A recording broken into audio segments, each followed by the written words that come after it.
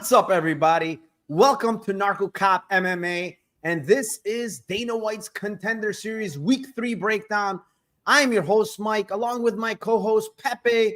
What is up, Pepe? We got Week 3. We have some pretty decent fights and some funny fights, I should call them. Yeah, man. How did you do last week? I know you were out last week. You had some other stuff planned.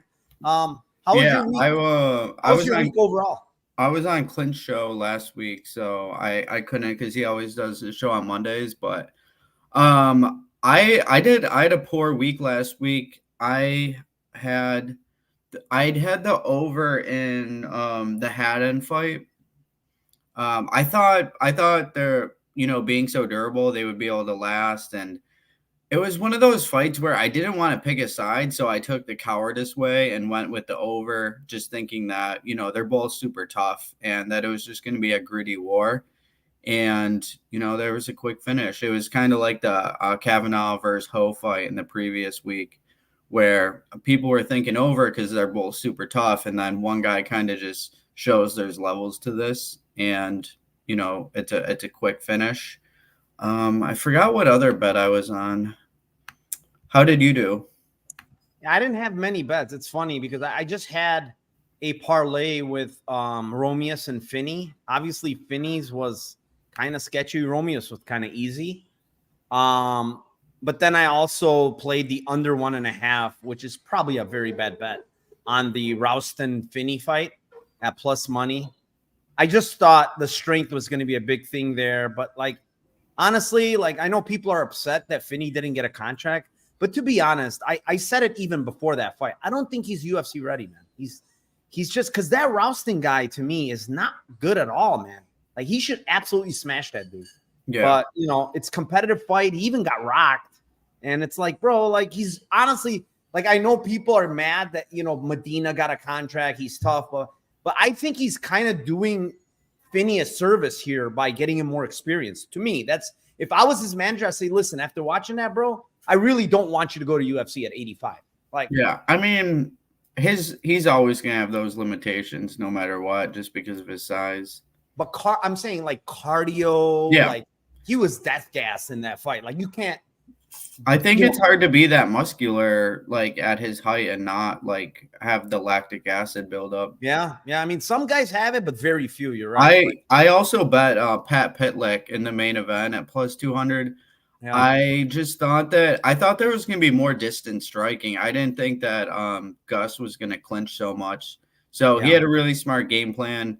Pat rocked him a little bit, nothing too crazy. He's so fucking crazy, that dude. Yeah, I know. That guy, animal, bro. He's very strong for yeah, he's just so hittable. For 70, bro. Yeah, he's very hittable. They had a minute total of distance striking, and he got rocked every time they were there. Yeah. So he's just, the one thing about him is he's tough and he's strong, bro. He's very, very strong, especially for 70. This guy was fighting at 85 and shit. At 70, he's super, super strong. Yeah. And I think Pitlick, dude, he literally tried as hard as he could, man. He couldn't separate himself on the fence. It was very frustrating. Yeah. All right. Let's move on. Let's shout out my chat real quick. Mushroom, what is up, my man? Thank you for joining. Azure, what is up, my man? Thank you for joining here as well. Big Bird in the house. Is it true that Pepe's already? Oh boy, come on. Yo, we need more WMMA on Contender Series. There hasn't been any, right? No. Or maybe one. I'm feeding out. None, right? No, there hasn't been any. Wow, that's weird. Yeah, 3 weeks. We got Leslie Hernandez and Shannon Clark coming up. Oh, Leslie from Arizona. Yeah. William Tyner in the house. What is up, Joshua? What is up, Londo, Gerardo, Dixon? Who else do we got here? All right, let's move on. Let's start out here. We don't have much time. I know you're busy. You got work. First fight of the night. Probably one of the best fights of the night. It is in the flyweight division. It is the 7-0 Jack Duffy versus the 6-0 Nick Piccinnini. Kick us off here, Pepe. Yeah, dude. I like Nick in this matchup a fair bit. I think he's pretty much better everywhere other than pure jiu-jitsu. To put it very simple, I just think he's like the alpha of the two. I think Duffy's kind of soy, in my opinion. I think Nick is going to be stronger. This dude is huge for flyweight. I don't know how he makes 125, but he's very physical, very muscular. I think he's the better striker. He's the better wrestler. I think he should be the one who's going to be able to dictate where the fight goes. And for that reason, I'm pretty confident that he wins, probably by knockout. Yeah, I mean, he is pretty chiseled up and built. I think he wrestled at 25, if I'm not mistaken, at Oklahoma State as well. So he's been keeping, I guess, this same weight throughout, like wrestling, MMA. Yeah, I mean, 3-time All-American at freaking Oklahoma State, a really good wrestling school. I mean, this guy is, he's it in the wrestling. That's for damn sure. I do like his footwork for being, kind of green to MMA. He's got decent footwork, decent striking, very good ground and pound, honestly, for a guy that's, wrestling based. He's got very good ground and pound, very good cardio as well. This guy can push easily 3 rounds of heavy wrestling. So, those are kind of 2 attributes that normally wrestlers coming into MMA don't really have very well. Like, they tend to gas out if they wrestle a lot and kind of, and the other thing is they don't really throw a lot of ground and pound. This guy does both of them. The only thing is, like, he's only been training for like 4 years in MMA, so he's very green. He could be obviously improving. He's still only 27. One thing I did note is his chin is a little bit questionable. Now, I don't want to say he was like hurt in any of these knockdowns, but he did get dropped against Freddie Rodriguez. He did get dropped against Jomar Pak, that last fight. So his chin is a little bit questionable. The one other thing, I guess, a little bit of a knock, I just want to give some of his knocks that I've seen because he's a pretty solid fighter. The Gustafsson fight, he started like conceding takedowns to Gustafsson late, gave up his back in one of them, but he did reverse position. So that was the only fight that was kind of adversity outside of the Pac one where he got dropped and, kind of went later. The one thing with Duffy is, like, the guy's still young, but he took like fucking 4 years off because he had an alcohol and drug addiction. He kind of said it, those are the reasons why he took off. He would fucking drink and smoke and all types of shit, drugs prior to a fight back in the day. But the guy still won. Like, he's probably some fucking guy that's built different when it comes to this kind of stuff. But he's been sober. He's been clean. The one thing I noted, like, in my notes is he's very hittable when it comes to striking. Like, he's not a very good striker. He's a kick first guy. He's going to just spam kicks because he's the type of guy that he's probably not worried if you take him down because he's got the jiu-jitsu chops, right? So, like, take me down. I'm going to use my jiu-jitsu and try to submit you or whatever, right? Yeah. He seems more chinny than Nick, honestly. Yeah, I mean, that one fight where he got dropped, he wasn't really – it was so weird because he got dropped 3 times in that one. Yeah. But every single time it was off a kick. He was kicking and he got clipped. But he got up. Like, I don't know if he wasn't really hurt. The third one, he might have been a little bit shaky, a little bit hurt. But honestly, Pepe, I kind of gave him a break in that fight, bro, because 4 years off and then he came back. You know what I'm saying? It was off a 4-year layoff. So I'm like, bro, the guy is just like so rusty and shit. He just came off 4 years. I kind of gave him a break in that fight. I think the Devin Jackson look was not bad because Devin Jackson's actually a good wrestler himself. And he got a lot of takedowns in that fight, man. Mm-hmm. He really pushed the wrestling. He's got really good jiu-jitsu. He also has good cardio, honestly. After watching that Jackson fight, I think he's got good cardio. For me, I don't have a bet on this fight, but honestly, I'm leaning the other side. And part of the reasoning is I just feel like adversity hasn't really hit Piccinini. He hasn't had a guy that can kind of anti-grapple or a guy that has this good of jiu-jitsu where he can maybe reverse positions at time. Obviously, it's going to be hard because this guy is very heavy on top. He's a good wrestler. But like some of the things I'm worried about when I saw that Gustafsson's fight is how about if Duffy gets him down and gets on top? Like he's got good jiu-jitsu where you have to be careful, right? Yeah. So I just kind of feel like the line's a little too wide here, man. Duffy is somewhere in the range of 260, I believe, right now. Yeah, 275 even on Pinnacle. It's slowly creeping up. I said to myself, if it hits 300, I'm gonna bet him. Yeah. Honestly, just because I think both guys are kind of green, right? Both guys haven't really been tested much, so I just gonna take a shot. I do agree with you that Piccinini, is probably gonna win, but I just don't like the money line. It's too Yeah. big. Yeah. So Um, if you we were talking about like we'll do a head-to-head contest where we pick a total and a side, and the person will take turns picking what side we want first. So for this fight, I'm gonna go over 1.5 for my spot. And then are you gonna go Duffy money line? Yeah, I'm gonna go Duffy money line. 275. I'm gonna go Duffy money line here. Yeah, we'll use Bet Online because that's the book that we use. I think it's 260. What it is? 260. 260. Okay. Yeah. And then over 1.5 is -1. Yeah, I like your side. I like the over 1.5. It's a little juiced, but I don't think we see a finish. Well, the thing is, so like it's funny because the past 2 weeks it's been flyweights opening up the card, and everyone thinks it's going to go over, and then they've been first round finishes. So yeah. The thing is with Contender Series, right? These guys, I know in the back of their mind they got to finish, right? So yeah. But it's going to be, I think it's going to be a good scrap, honestly, unless Piccinini just absolutely runs through him on the ground. I think Duffy's kind of tough. I was thinking that Nick would just keep it standing and then just pick him apart. Really? Yeah. That would be something. I don't know. I think he's a better striker, don't you? He is. He has better hands for sure. But like mentally speaking, like for a wrestler all his life, But he goes a lot of his fights with not like his last fight, he didn't shoot until round 3. But that's because he got clipped. Remember that guy clipped him and dropped him, and then he's like, "Oh, fuck this." He came out and just started wrestling, right? Yeah.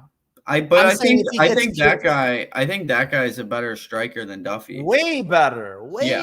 Joe Marpak? Yeah, exactly. A much better striker. That's why I think he can just keep it on the feet and win like that. Yeah. I mean, maybe that's possible.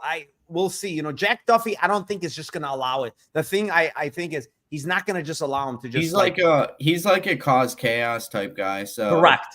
That's what I'm saying. He'll do some weird shit. Like I wouldn't be surprised if he might even go for an ankle and try to trip him. Yeah, exactly. He's not going to just let him pick him apart. I don't think so.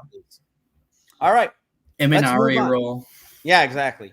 Fight number 2. It is in the bantamweight division. It is the 7-0 Malcolm Wellmaker versus the 13-2 Adam Bramhald, and I will kick this one off. I actually have a bet on this one. I like the Wellmaker side.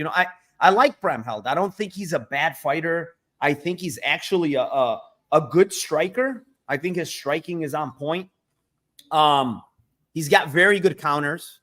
I like his pull counter. He actually pull counters with both the right and the left. I've seen it both, and he's dropped his opponents both times. He's got good kicks. He's obviously a Muay Thai guy. He's got good clinch work. His hands are nice. The guy just he's a pretty solid striker with good cardio. When people go to get him down, he's got a very good whizzer that he uses not to get taken down. So I like that about him too. But some things that I've noticed with him in some of these fights. Well, one thing is actually important from his interview. So in that Kostadin Inat fight, which was in 2021, he got kicked quite a bit on that lead leg. He got it really chopped up. And he said in an interview about 20 seconds into the fight, he got nerve damage into his knee that went down to his ankle and caused him a lot of pain. Couldn't really step on his ankle much in that fight, which is why he looked so bad. But he said after that, he took 2 years off because he couldn't even train because his knee was all fucked up because of the nerve damage. So that's why he had that 2-year layoff in between that fight and the next one. But when I watch some of these guys he's fought, honestly, Pepe, like they are very, very bad opposition. Like I'm watching this Francisco Esparilla fight. This guy's 16-15. He normally fought all his career at 25. And this guy has been like finished multiple times. And this guy's landing overhand rights all the time on Bramhald. And he's tiny. Let's say this guy's tiny compared to Bramhald, right? And he's landing these overhand rights, and they're just landing flush. And, you know, Bramheld's taking them fine, but it's just a terrible look against a very bad fighter, you know? Then he goes to split. And I know the guy that he went to split with. I've watched him on that Swedish, I forgot what they call it, that promotion. But he's a tough guy, Fernando Flores. But, man, to go to split against that guy, and I didn't really get to watch. I saw highlights of the fight, you know, where, you know, Flores had grappled him a little bit. He fucking started landing some punches. But this guy also countered him and dropped him twice. I didn't get to see the whole fight, but I did see, like, the pull counters that Bramheld had. He does well. And on the other side, you know, Wellmaker, he's also like a pretty good striker. He can strike out of both stances. His level of opposition, I guess it's a little better. The one guy I would say that's much better is Taylor Moore, which he went to majority decision, 5 rounds. Even though the guy's record's not great, he's a pretty decent fighter. I've watched him before. It was a 5-round majority decision where both guys got hurt.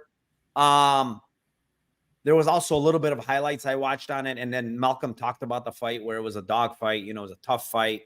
But these guys are kind of similar in the sense that they're both strikers. But I think Wellmaker is a lot faster. I think Wellmaker is way more athletic. And I also think Wellmaker has way more power, honestly. Like, his power in his hands is pretty fucking nasty. When he lands flush, most of these guys are just like going out cold. So, you know, that's not something you normally see at this division, but this guy does have power, does have athleticism. But he kind of, I guess, fights close against. He's low volume. That's the only thing I would say that is a big drawback is he's low volume. He's looking for that kill shot, you know, and I just feel like the guy's been tested a little more. He's been 5 rounds, so I don't think it's going to bother him to go 3 hard rounds here if it needs to be. But I just think the athleticism, the strength, the power, I think all belongs to him. The speed all belongs to him. And he can fight out of both stances, bro. That's what I like. He can fight off southpaw. He can fight off, you know, orthodox. I laid the minus 200, bro. Okay. I laid the minus 200 here earlier today. I just feel like I feel like he's gonna find a knockout here, honestly, because of how hittable Bramheld is, and he's only had 1 fight in 3 years, bro. 1 fight in 3 years. That's pretty, you know. I mean, he's 30 years old. What are you doing on the shelf? Obviously, he had the nerve damage thing. So, and he couldn't even train. He mentioned how he didn't even train for 6 months. So, yeah, for me, I like Wellmaker here. I think he finds a knockout, to be honest. Just because, I mean, Bramheld is tough, but he's never been hit by a guy like this. You know, he's been hit. That Kostadin guy landed some on him, but he doesn't crack like this dude. So, yeah, Wellmaker for me, minus 200. I'm laying the juice here. I normally don't like laying juice, but I think this is a spot. For the purposes of the show, would you do the 260 too? No, I would not lay 260. No, that's too high. But if you were to place a bet right now, or if I would place the bet right now, I'd probably go the under, man. Under? Okay. Under. I was going to use that one too. I was under 1.5 at plus 160. I think. I think these guys are going to go to war. That's why. Yeah, and it's Contender Series. You know, they have to show out. There's not going to be any grappling. There's not going to be.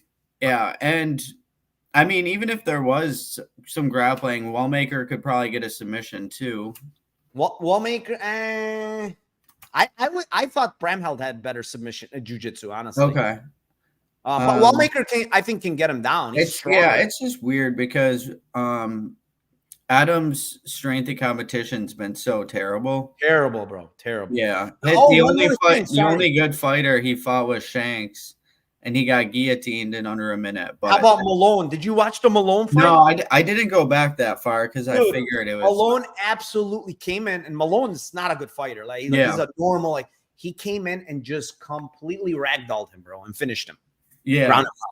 It was bad. So I I taped some of this and I was like, Wellmaker was like minus 155. I was like, okay, I'm gonna wait because I thought Adam was gonna be a popular underdog. So I was like, I'm just gonna wait, let people pile on to Adam, and then I'll play Wellmaker at like minus 125, minus 130, and then just wait until like fight day. And then yeah, everyone steamed it. So you're on under 1.5. Yeah, one more thing before you can go on. Wellmaker has pretty good level of opposition in the amateurs. I will say he fought some decent guys, beat some decent guys. So I will give him that part of his, outside of his professional record. He had some good wins in the amateurs. But go ahead. I'm for the sake of the show, current number, I'll play Bram at plus 220. Yeah. Just because I don't want to lose 2.6 if it's a close decision. Yeah. You had a breakdown on it, or not really. Well, I mean, you covered it pretty well. I don't want to belabor the same points, but yeah, I think Wellmaker. The only thing, like you had mentioned, the only thing I don't like about him is his volume is really bad, and he can fight close. Adam is decent, but yeah, he can be hit. Strength of competition, super bad. Fighting in the U.S. for the first time. I kind of just like the aura of Wellmaker too. So don't you kind of question? Sometimes I do. Maybe it's not good what I do sometimes, but don't you kind of question like Adams? He's 30 years old. He's fought a shit ton in over there, and he's only been fighting in like cage steel. Like, they said, according to one of his interviews, he said it's because they pay better. They paid him more money. More than Cage Warriors? Apparently. What the fuck? Dude, some of these regional promotions are cheap as you might. They probably sell them the point like, hey, if you fight on Cage Warriors, we're on UFC Fight Pass. You get to UFC, and they have like places like LFA and Cage Warriors. They have the UFC developmental deals, so they just pay these fighters like absolute garbage. But they're like, oh, you can get into the UFC if you take this contract. The only thing I will say is like it cannot be that big of a difference. Like it's not like Cage Steel's paying him big money. So if his mentality is I want to get to the UFC, this guy, so Jack in the chat said he trains with with Adam. Oh, great striker. What is he saying? Let's see what Jack is saying. Early, like when he first got here, he said he trains with Adam. Great striker, but very well rounded. Unlimited guesting. His guesting is good. I agree. Comes from a Muay Thai background. Yep, I know that. Definitely a volume fighter. Yep, his mentality is different. Trust me. I predict a late finish by Adam. Ticket money percentage. That's why. Yeah, we'll see, man. Honestly, he hasn't faced good opposition, but I guess you can say kind of the same. Yeah. For Wellmaker, but yeah, we'll see. I think it's going to be a good fight. Two strikers. I think both guys want to get a finish. Honestly. Yeah, I think this fight is going to be excellent. To be honest with you. Yeah, two good strikers. Honestly, they're both good. All right, let's move on. Fight number 3. It is in the middleweight division. It is the 11-1 Marco Tulio versus the 6-2 Matteo Duclos. This one's yours, Pepe.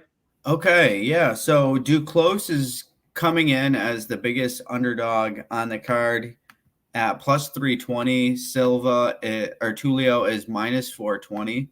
And I get why Tulio is a huge favorite. The guy is super well-rounded. He's really good. He's got good power, good grappling. He's got good cardio. His power lasts. And, if you go on Duclos' record and you watch the Bellator fight, he gets knocked out by, this French striker who's like pretty small and weak and doesn't really hit that hard. So it's a pretty big red flag. And, he's only fought on the French regional scene. He looks like an uncomfortable, awkward striker. He does have pretty good size. He's 6'3", and he's only 29. It seems like he can crack, though, early. He was against Wabas on Bellator. He had rocked him before eventually getting finished, but I don't think that was a good look. And so after that fight, he gets knocked out in round 1.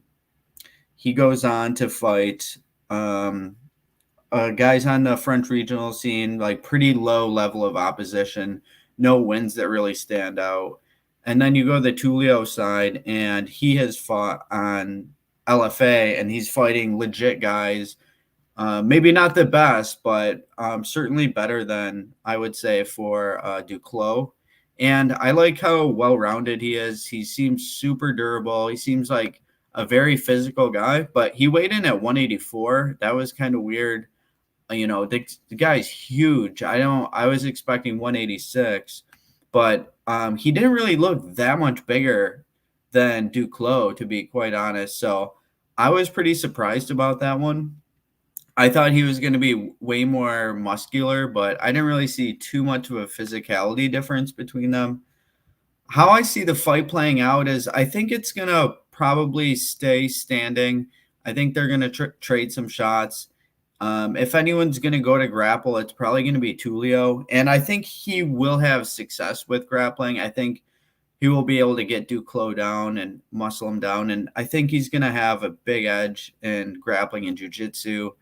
I think he could flatten him out. He doesn't really attempt a ton of subs. He's more of a ground and pound guy. But I kind of just see him overwhelming Duclos and eventually getting a ground and pound finish. But the money line is wide. I wouldn't be parlaying him because Duclos can crack, and he is young. So with middleweight, there's a lot of volatility with heavy hitters, and people want to show out to get a contract. This is Tulio's second chance at getting a UFC contract. He went to a boringish decision in his last Contender Series fight. So I think he might try to show out for the finish here. If I was going to play a bet on this fight right now, I would be taking the under 1.5 at minus 150. What do you make of it? Yeah, man. At first look, without even like taping, I'm like, what the heck is this guy Duclos doing in Contender Series? Like he's 5-2. There's no good wins on his resume. Like, what business does he have, being in Contender Series, right? Because we know Marco Tulio, he fought on Contender Series before. He's fought on LFA. He's looked pretty good. He beat that Bulgari, the kickboxer guy that was high-rated kickboxer. But apparently, Yusri came into that fight very, very sick. I read something that he was really sick going into that fight, and I guess that had something to do with why they didn't sign. I don't know how true it is, but it had something to do with why they didn't sign Tulio, because he couldn't finish him because he was so sick. But I mean, Tulio's well-rounded, like you said. Like I think he has good jiu-jitsu. I think he has good hands. He's got power in his hands. He's got a pretty good chin. But after watching this Duclos guy, I know why. First of all, I know why he got signed to Dana White's Contenders. It's probably because of Saint Denis. He's been training with Saint Denis forever. It's been they're very good friends. So most likely, Saint Denis probably put in a good word and said, "Hey, can you please give this guy a shot?" The guy has really good kicks, man. That's the one thing I took off. Like, his got nasty, nasty leg kicks, man. You can't get hit by like 5-6 of those. He's fucking you up with them because he throws everything into them. And, his leg kicks are nasty. Tulio does eat leg kicks, man. In multiple fights, he ate a lot of leg kicks. And like you mentioned, like the biggest thing here is this fight going to hit the ground? Because honestly, quite frankly, Tulio's wrestling is not really, it's mostly like body locks. Like, he doesn't really wrestle well. He's not a good wrestler, but he tries to get those body locks and try to strip you down. And they might work here because I don't think. How good does it have to be, right? It doesn't have, yeah, that's the thing. I don't think Duclos has like some. He's been working on his wrestling. I know that, but we'll see how good it actually is. Duclos in an actual fight. Does have decent takedown defense, to be honest, initially, but if you keep going after him, you probably get him down. The thing is, I think the line is wide, honestly, because Duclos is super dangerous on the feet, in my opinion. He's got heavy hands. He's got heavy kicks. And if you're going to give him that fight where you're going to kickbox with him, you're going to give him a chance to knock you out. I know, Tulio's tough, but he's been knocked out before, right? He's been knocked out before. He's been hurt before, actually, too. He's been hurt in another fight where he got dropped. So, it's like plus 360, I think he is right now, right? Is that what we're at? Plus 320 on Bet Online. 320. I'm fine with that. Yeah. I'm going to take the Duclos side here, man. I think he finds an upset. I think Tulio is here's the other thing why I like Duclos is because Tulio didn't get the contract, probably in his mind, he's like, man, I can't grapple. I just got to go finish this guy on the feet, right? Yeah. Mentality-wise. So if that's the case and they're going to stand and bang, that I like 320 quite a bit here, honestly, because I do think this guy can strike. He's a good striker. That's all he's been doing all his life. So, Tulio can get sloppy with a striking, man. He tends to stand there and try to get into wars. And, with these big guys, all it takes is one shot. Yeah. And do you think how much decision equity are you giving him? Duclos? Yeah. I think he has some decision equity. Because he's 12-1 on Bet Online. I've seen it. I don't know why it's so big. I literally said that to Sean when it was 10-1. It went up. Yeah. It went up 12-1. It was 10-1. Well, let's see what FanDuel opens it at, right? Yeah, and in my mind, it's like, okay, if Duclos can't get him out of there and hurts him and whatever, maybe he can win some rounds, and then kind of get a decision. That's too big because if you look at the actual fight, like, yeah, most likely somebody gets finished. We know that, like we're saying it.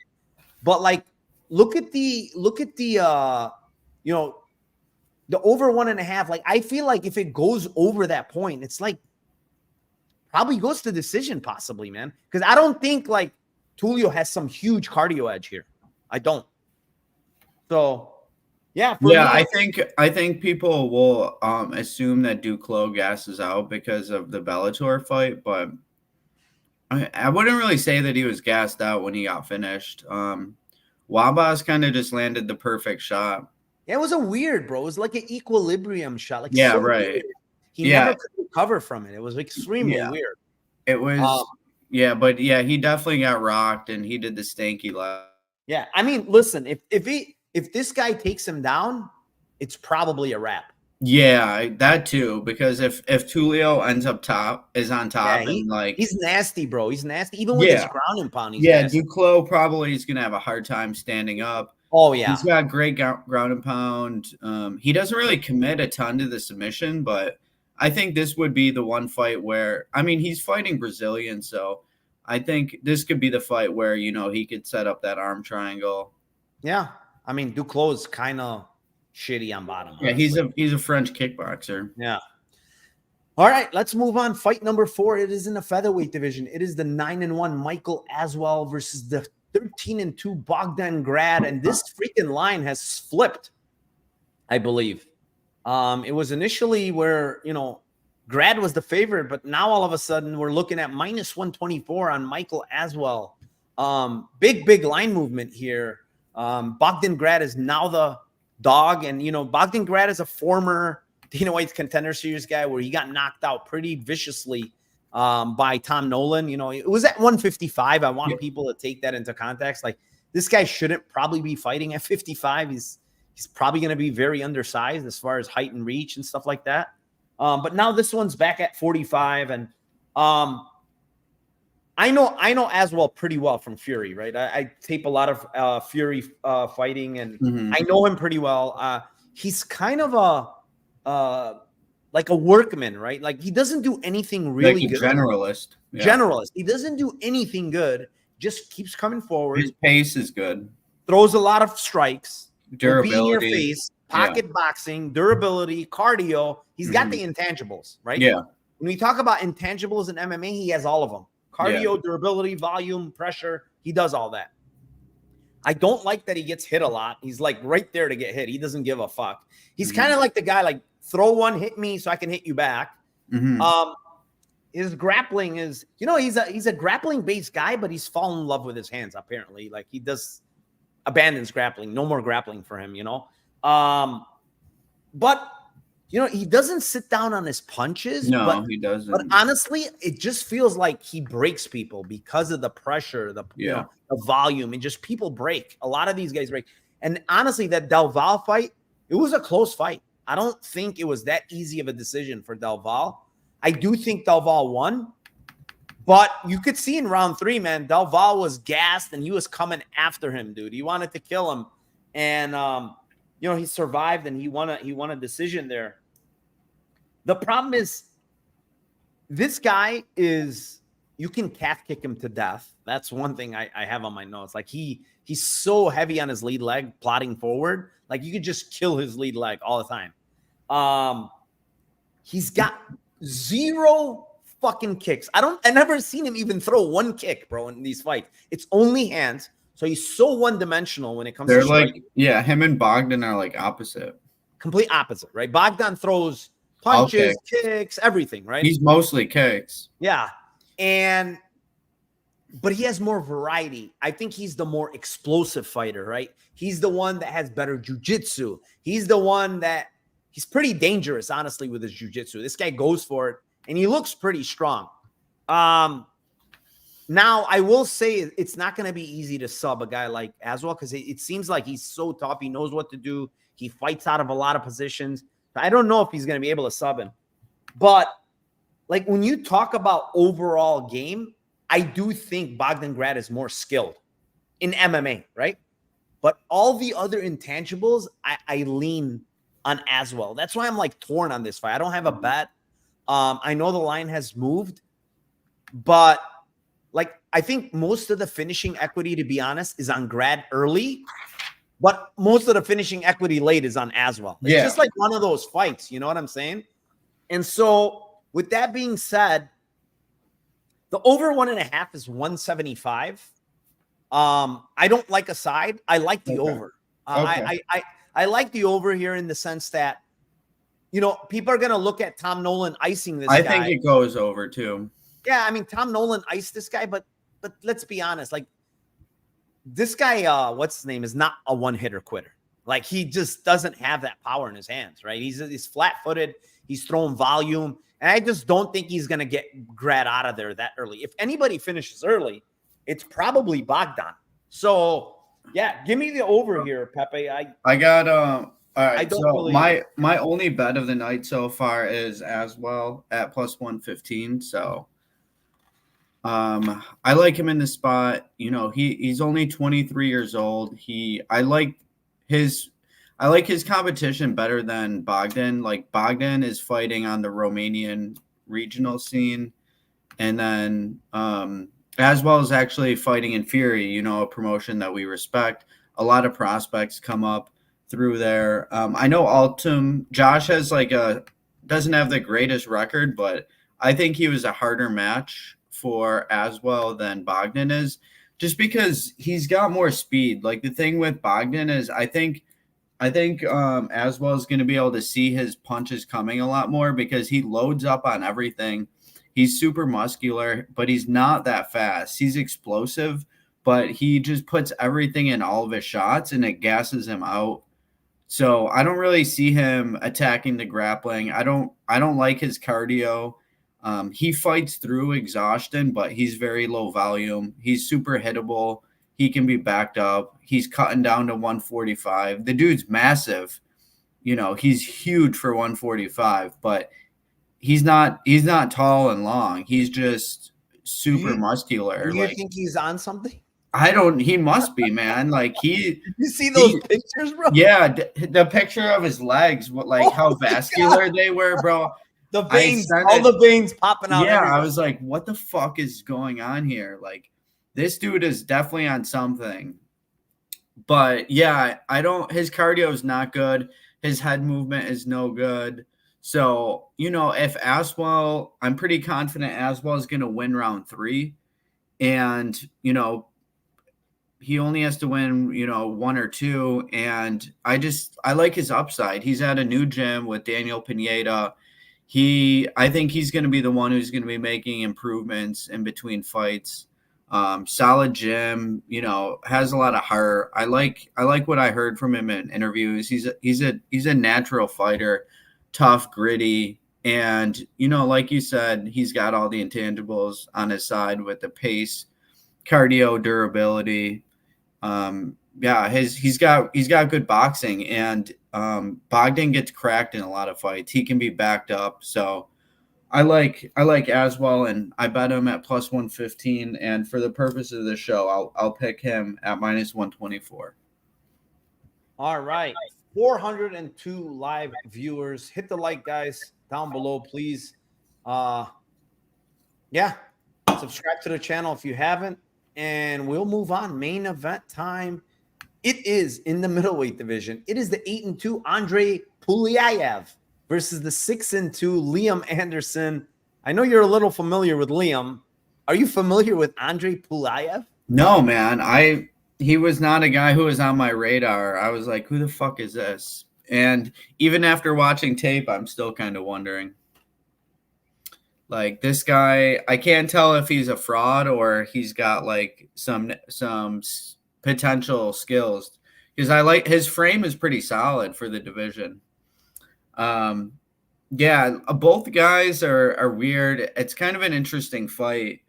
This Pulyaev guy, he trains with Koreshov, with yeah, man, I like, he's decent, dude. Like, he's got decent striking, he's got pretty good movement, he's young, but neither guy has good wrestling. His wrestling's not that great, but he knows what to do when he's on top. His movement is pretty good. I got some questions about his. I just have a lot of questions about him, to be quite honest. We'll start with. I don't think they end the questions with. Yeah, exactly. So looking back at it, looking at his record, he's fought how many times? He fought 1, 2, 3, 4, 5 times in 23, like 2023. A lot of those were like once a month too. And I just don't really know what to make of that promotion, really. It's hard to really take too much from him. And then on the regional scene, he was 3-5, but he does look like he has some skill. The knockout loss against this Anvarbach guy, it's not a good look at all. Like, I didn't like the way he reacted to being hit. He kind of just gave up. He didn't really get knocked out cold or anything. But then you look at this Anvarbach guy, and he's undefeated. He's 8-0, and he's fought against some ACA Young Eagles, a couple of those fights. He's got, and I don't really know too much about Storm on the Neva. Do you? No, I don't. It's like nothing. It's like a nothing promotion. Yeah. So I mean, I'm getting potential fraud vibes from the Andre side, but I do think he could be competitive in this fight, honestly. Like you said, I'm pretty familiar with Liam Anderson. I met him when he fought in Niagara Falls against Jay Manning. Super nice guy. Talked to him after his fight. The problem with him is he hasn't fought a good level of competition either, man. Like, yes, he's 8-0 on the amateur scene, but he's fighting on the Rochester, New York regional scene, which is nothing. It's a trash regional scene, to be honest. And then even professionally, Miles Lee is the only name that really stands out, and he lost to him clearly. And these other guys are super green, not the highest level. You watch Liam fight, his striking defense is terrible. His wrestling is poor. He does have heart, he does have grit, but he's been chinned in his first pro fight. That was in 2018, but he also got dropped bad by Jay Manning, who was only 2-0 at the time. So he's incredibly green. I think I don't think he's UFC ready at all. So I'm kind of worried about him, because if he wins this fight, he's going to take a lot of brain damage if he gets signed to the promotion. So I like the kid. I'm rooting for him. He comes from an area close to me. I want to see him succeed, but I don't think he's UFC level at this point. And he's still young, right, man? How old? He's 29, I think. Yeah, so he's not old. He is at the age where he kind of has to start making it soon. But yeah, I'm really worried about him. I think this might be an easy matchup, but I don't think he's UFC level, like I said. You know what I do like for this fight? And it's kind of weird. I don't know if a lot of people are going to be on it, but I like the over 1.5 at -115. Andre doesn't really force a lot of action. He's going to have the better footwork. I think he's going to be able to circle away and avoid power shots. And Liam doesn't have a ton of power, honestly. Obviously, if Liam gets him down, he might have the better jiu-jitsu. There's just a lot of question marks on the Andre side, but I think I like the over 1.5 here. Man, where do I start with this Andre guy? Honestly, I know, right? I taped the shit out of him too. I literally watched maybe 8 fights of his. One thing I noted is his takedown defense is awful, bro. He doesn't have any hips, any ass. He literally goes down with a gust of wind. Anybody that tries, like that Kondratev guy, the 2 fights ago, is a terrible fighter, honestly. Just a terrible fighter. And he got him down a couple of times. And on top of that, this guy, Andre Pulyaev, who normally is a striker, in that fight, he was so uncomfortable on the feet, he started grappling. It was hilarious. So he started grappling this Kondratev guy, and he looked decent. He looked decent in the grappling realm against him. Yeah, but that guy's a complete bum, bro. Like, yeah, I mean, he got 2 That's wins. what I'm saying. It's hard to really know. Like, but look at this. When he fought that Jumbayev Tuganayev guy, whatever, he absolutely got mauled, bro. Like mauled from pillar to post. And it wasn't that long ago. No, he got absolutely, when I say mauled, he had no chance in that fight. Just absolutely got killed by that guy. Multiple times flattened out, got his back taken, almost rear naked choked multiple times. Just looked awful in that fight. The one guy that he fights that's, probably pretty good outside of that Emperor guy, whatever, that guy that knocked him out. And he absolutely dominated him. The other thing, I'm watching him in this Kondratev fight in round 3, bro, and he's running away. He's so tired, Pepe. He's dead tired, gassed out. Like, it's just a terrible look, bro. Like, guy doesn't even have a gas tank. The one thing I will say, like you mentioned, Liam Anderson, very hittable. His wrestling is not great. But this is how I looked at it, though, too, from a different angle, right? His wrestling is not great. I agree with you. But the guys he's trying to grapple, to me, have much better anti-wrestling than this dude has. Like, they're more athletic. Like, this Jay Manning guy's an athletic, black guy, strong.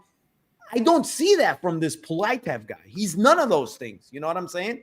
And it's like Miles Lee, right? Miles Lee is a wrestler himself, right? He wrestled him in that fight. But honestly, he trying to get up, tried to finish at the end. I don't really think Jay Manning is that great of a wrestler, though, to be honest, because he's 32. He's 32 years old. And in the LFA fight before that, he was getting taken down by that Bruce guy. So that's why I bet on Liam against Jay Manning, and I thought because that Bruce guy was even getting him down, who's just this jiu-jitsu guy, that Liam would be able to get him down, and he never really committed. But maybe it was more of like a bad game plan. I think the huge difference is Liam has good cardio. He can go for 3 rounds. Yeah, he is much tougher, in my opinion, than this dude. Yeah, like he fights through the fire. He's mentally strong. He had the will to win, right? And what did you mention about the other guy? What did he do in the one fight against that Russian dude? He looked like he quit. Literally looked like he quit in that fight. So there's like 2 different mentalities here. And also one other thing I noted, right? The last 2 weeks, right, in the main event, both times we've said what is this other guy doing in the main event, right? Mm. The one time was Pat Pitlick. I'm like, why is this guy in the main event against Gustafsson? Obviously, they're trying to push Gustafsson.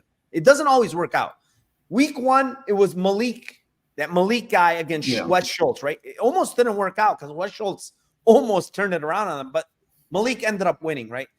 I just feel like these matchups that they've been putting in the main event, they're not the fucking best fights. No.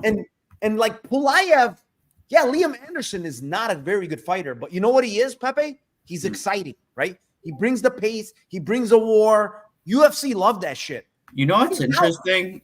You know what's interesting? I'm just looking at it. The past 2 main event fights both ended by round 2 KO. I can see. And guess what? This one's ending too. I can see another round 2. Yeah, round 2, round 3. Liam, I love him there. I love him in this. I bet him at minus 180. Honestly, okay. I just think he has better hands too, to be honest, than this other guy. This other guy has a nasty body kick. Left body kick, it's absolutely nasty. But, he's only 26, to be fair. Yeah, but he hasn't shown me any improvements in these fights, bro. If he showed me like he was getting way better, I was like, okay. Yeah. He looked like shit against that Kondratev guy. Some of these Russians are so weird.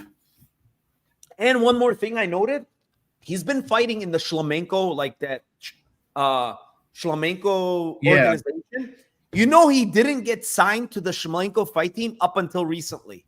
Huh. So I just think that's weird because they must have not really liked this guy. And like, you know, they never signed him. He's been there for so long fighting one after another on these shows. And they finally signed him, I think like less than a year ago. They're like, welcome to the fight team. It was like, I think like 20, 30 weeks ago. Okay. So do you expect any improvements at a better team with a better team? Really haven't seen any improvements from this guy, honestly. Maybe he gets a little better here. He's young. But man, the one thing you cannot teach Pepe is heart, toughness. He doesn't have it. He doesn't have that. He doesn't have that. And I think Liam Anderson has it.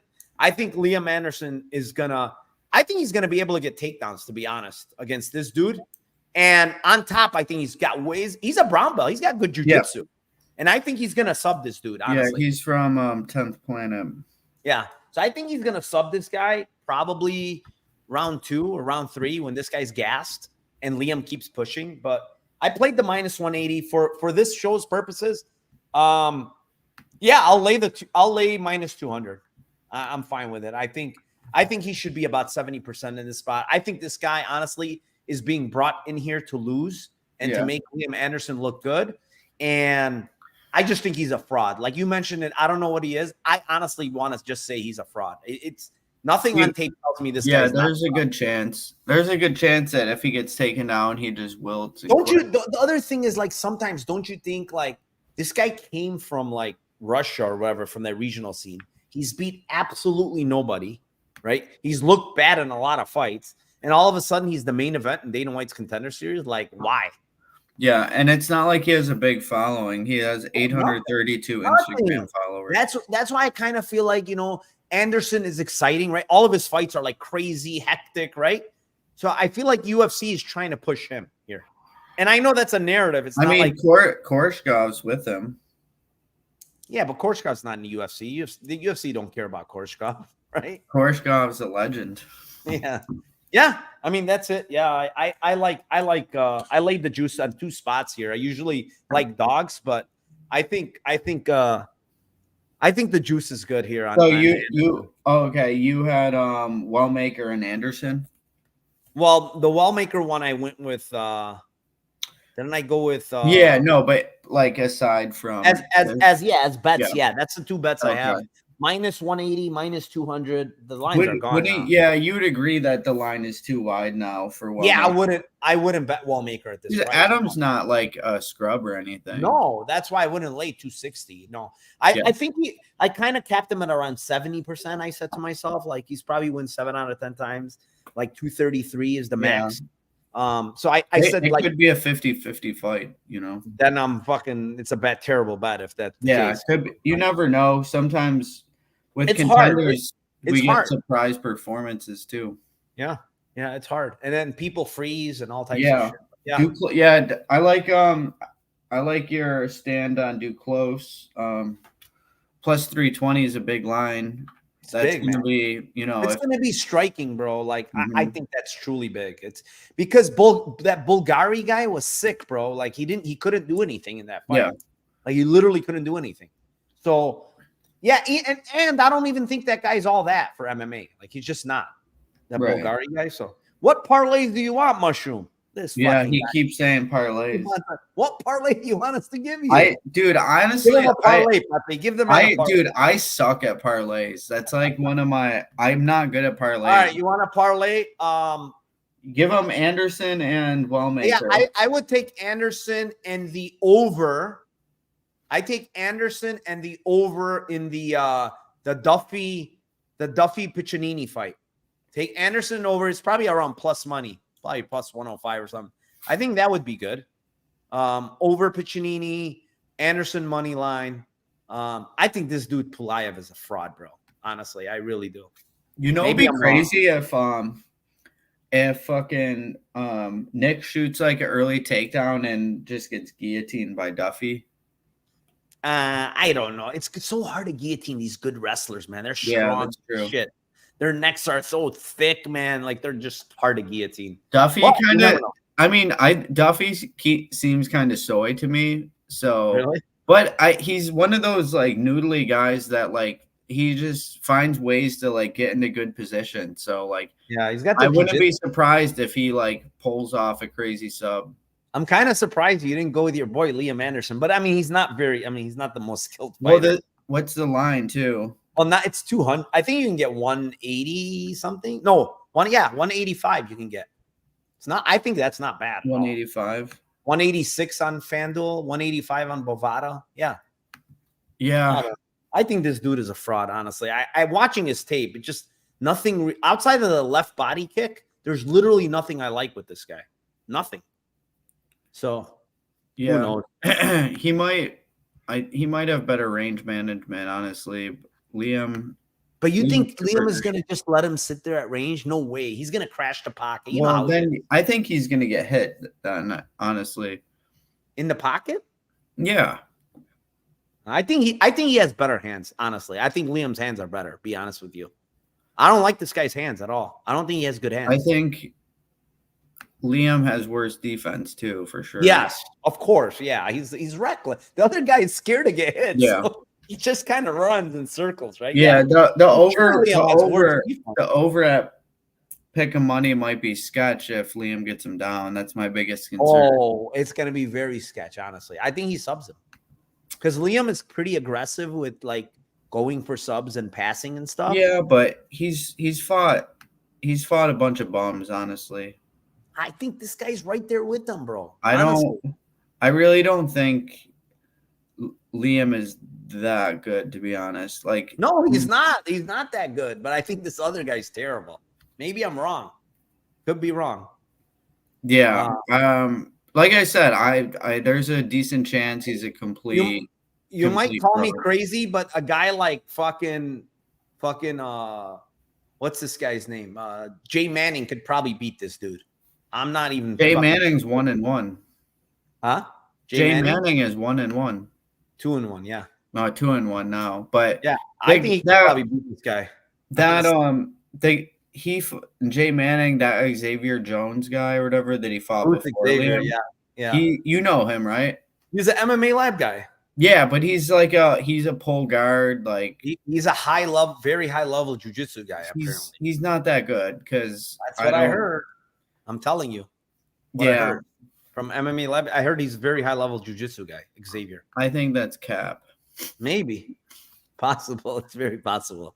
But either way, yeah, I mean, we went up through all five. We'll see. Tomorrow's going to be fun. Yeah, dude. I'm glad we have this because there's no UFC, so at least we. Yeah, there's nothing this week. I'm gonna tape next week's, to be honest. Like, next week Contender or UFC. Yeah, next week Contender. Yeah. Yeah. It's kind of nice to tape them before the lines come out and kind of come up with your own line. So we can beat what's his name to the line. Not even to get in early, but just because I get less because it's hard not to be naturally affected. Like, of course, when you're going into tape, knowing what the line is, because it's like, okay, this guy's like plus 150. Subconsciously I want to see something that like makes me make him the favorite, you know? Yeah, I know it's not good to look at. I try not to look at the lines, to be honest, but Oh, I it's always do. I hard. can't help It's too myself. hard. It's too Yeah. hard.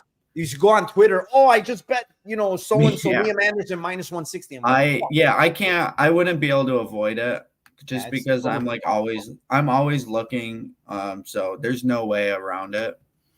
But if I do tape it before, that's usually they've been dropping the lines on Saturday. So we do have LFA Brazil. yeah, that's true. You're probably good at just blind betting all the dogs. You'll do good. Yeah, I know, right? Because so many upsets, bro. No one bets into those markets anyways for the Crazy. LFA Brazil. Yeah. All right, brother. Yep. Thanks for having me on, bro. Got any last words? Follow you? Anything going on? No. Hopefully everyone is following me who's tuning in. And yeah, like I said, my only bet is Aswell, so I hope he can cash it. I like him. He seems like a solid prospect. I don't really like Bogdan Grad's ceiling is so low, in my opinion. He reminds me a lot of Damir Hadzovich. Oh God, doesn't he? Damir is probably better than him, honestly. Oh, he is, but he's just like a little more mid Damir. He's just super jacked. He's a Walmart. He's a Walmart. Yeah, exactly. So yeah, hope the fights are fun. And yeah, I'll see you next week. All right, bro. Thank you, everybody. Appreciate you guys. 444 still in here. One last thing. Let's cash those tickets for Dana White's